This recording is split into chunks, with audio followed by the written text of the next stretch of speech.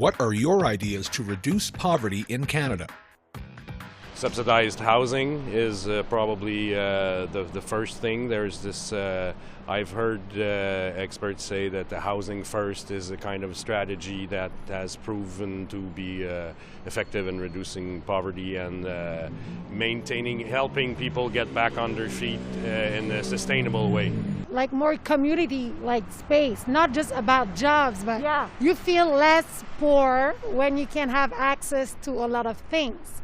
So that helps your mental health as well. So like poverty for me, it's when you're not being a part of the society because you don't have all the needs, you know? Right. So it's more like, Yeah, I agree with that. I think the taxation here there's a range for people in the middle class there's not a lot of incentive for them to earn more at a certain point because it's difficult for them to get ahead.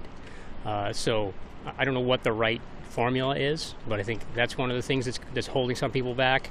I read something recently I'm not sure if it was Iceland or Sweden, that everybody will have a place to live. They basically eliminated homelessness. Now, I'm sure there was a bit of a cost to it, but when you think of the cost of not having them somewhere where perhaps they've got easier access to health care, that kind of thing, I think it's not a bad thing to look into. Well, I mean, there's been poverty since time began. It's like saying reduce the jobless rate. Depends which people, the poor people you're talking to. I mean, if you've got the homeless people, you've got a lot of drug addiction, and they're not just unemployed. So it depends who you're going to tackle and do it. I don't think anybody who's unemployed wants to be unemployed, and so maybe a basic living, I won't say living wage, but even a supplement to what you earn, however you earn it.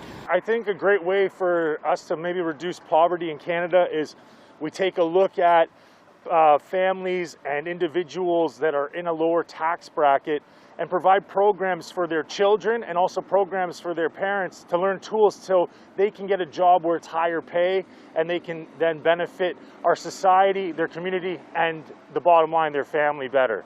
I mean, the poverty groups are the people that are homeless, the people that have nothing, and the people that have aren't giving down to the people that have not frequently enough or at all in some cases, because there's this fear, this panic that there's going to be nothing left for me, so I better hang on to what I got. The solution is not to hang on to what you got. The solution is to give it away.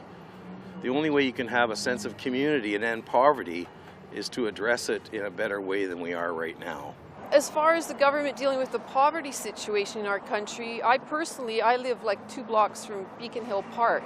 And I visited the people in the park on Christmas Eve just to give them I felt embarrassed. I got them these little gifts so they had something to open on Christmas Eve or the morning. And I was horrified to see people are sitting on the ground in pup tents that are meant for children.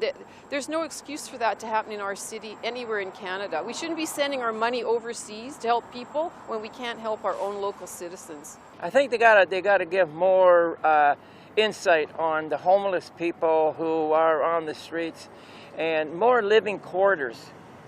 I mean, there's a lot of empty spaces around Victoria just sitting there. And I think the government's got to look into that and go, okay, we've got to look at them as well, because they are people who at one time were somebody and just lost their way. Reduction of poverty, again, we need the guaranteed annual income.